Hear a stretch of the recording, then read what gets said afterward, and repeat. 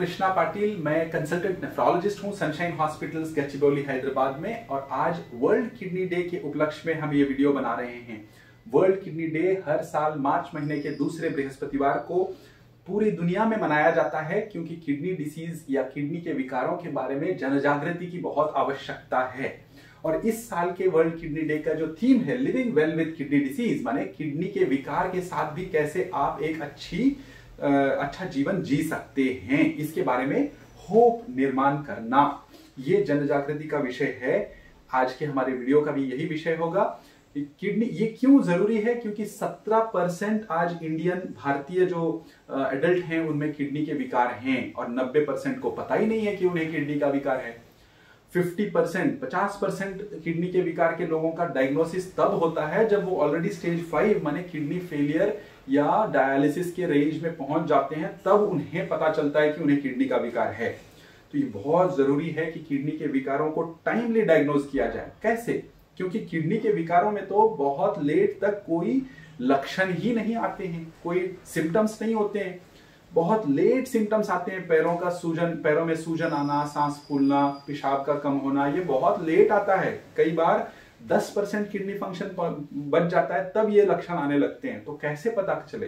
तो जिन्हें भी रिस्क फैक्टर्स हैं, जैसे डायबिटीज है, हाई ब्लड प्रेशर है, जिन्हें मोटापा है, जिनके फैमिली में किडनी डिसीज है, जो स्मोकिंग करते हैं या रेगुलरली अल्कोहल ड्रिंक्स लेते हैं, जिन्हें हार्ट डिसीज है या लिवर डिसीज है, या जिन्हें बार बार यूरिन में इन्फेक्शन हो रहे हैं या बार बार किडनी में स्टोन हो रहे हैं, तो ये सब जो रिस्क फैक्टर वाले लोग हैं उन्होंने, या कोई अगर रेगुलर पेन किलर्स माने दर्द कम होने की जो गोलियां हैं वो अगर रेगुलरली बिना अपने डॉक्टर के सलाह के खा रहे हैं, तो ये सब जो रिस्क फैक्टर वाले लोग हैं इन्होंने कंपलसरी साल में एक बार अपने डॉक्टर की सलाह से यूरिन में माइक्रोएल्बुमिन टू क्रिएटिनिन रेशो या ब्लड क्रिएटिनिन लेवल या अल्ट्रासाउंड के माध्यम से अपने किडनी की हेल्थ के बारे में स्क्रीन करके डायग्नोज करना जरूरी है कि हमें कोई किडनी प्रॉब्लम नहीं है ना, क्योंकि किडनी के विकारों में लंबे टाइम तक लक्षण नहीं आते। तो ये स्क्रीनिंग बहुत जरूरी है।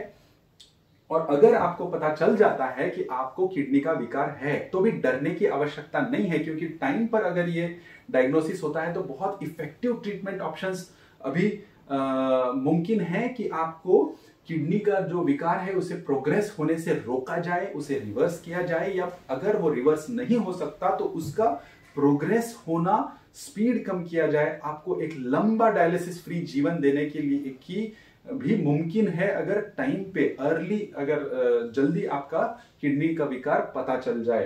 तो ये बहुत इस विषय में जानना जरूरी है। और इफेक्टिव वैक्सीन्स, माने अगर किडनी के विकार के लोगों में इम्यूनिटी कम रहने से जो इन्फेक्शंस, जीवन घाती इन्फेक्शंस जैसे निमोनिया होता है, उससे भी बचने के लिए बहुत अच्छे वैक्सीन्स अवेलेबल हैं। अगर आपको किडनी डिसीज है तो आपके नेफ्रोलॉजिस्ट से आपने वैक्सीन्स के बारे में जानना जरूरी है। तीसरी चीज, अगर आपका किडनी डिसीज अब एडवांस स्टेज पर है, किडनी फेलियर के स्टेज में या डायलिसिस रिक्वायरिंग स्टेज में है, तब भी डरना जरूरी नहीं है, क्योंकि डायलिसिस आज एक बहुत ही सेफ तरीका है जो आपके जीवन के स्तर को सुधार सकता है और आपकी आयु भी बहुत लंबी कर सकता है।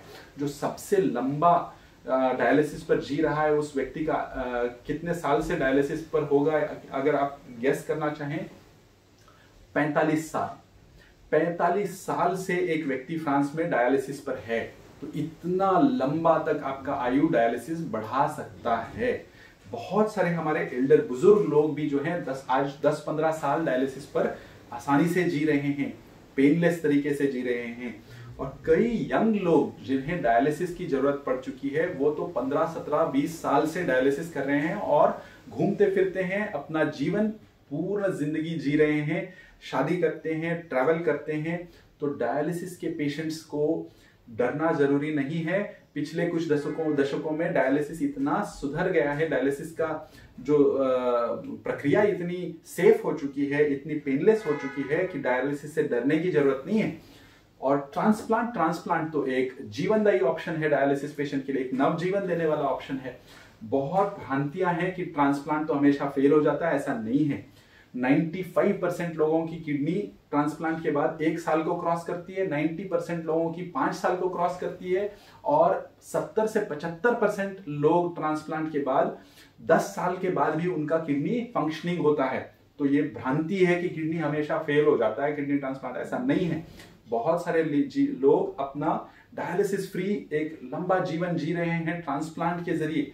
तो ट्रांसप्लांट के बारे में डरना नहीं है।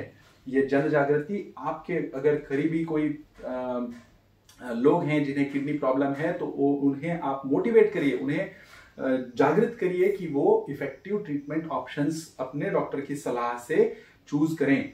और आज का वीडियो का जो लक्ष्य है कि एजुकेट करना या अवेयरनेस या जन जागृति करना, ये बहुत जरूरी है, क्योंकि आज ये सारे सेफ ऑप्शंस के बारे में लोगों को पता ही नहीं है। डायलिसिस घर पे भी किया जा सकता है। एक पेरिटोनियल डायलिसिस होता है जो घर पे किया जा सकता है।